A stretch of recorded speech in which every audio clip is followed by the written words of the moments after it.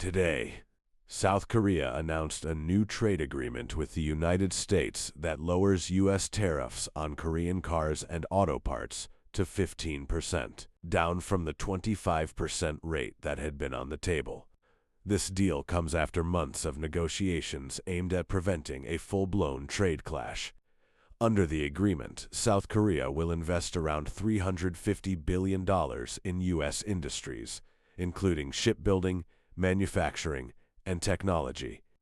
That investment pledge is meant to balance trade between both nations and show South Korea's long-term commitment to American markets.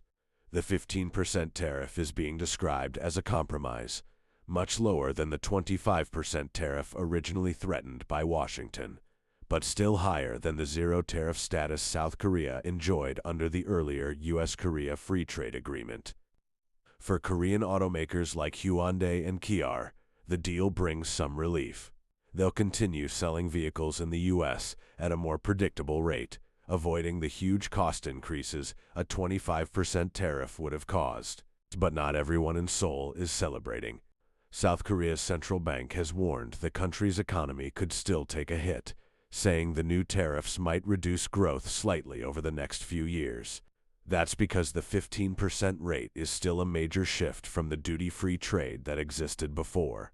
Still, both governments say the deal represents stronger economic ties and mutual investment. It's a sign that even with trade pressure rising worldwide, Washington and Seoul are keeping their partnership stable.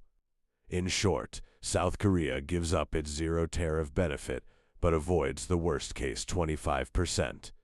The U.S. gets a major investment pledge and shows that trade negotiations can still lead to compromise instead of conflict. Remember to follow Daily World News 26, like, comment, and share for more.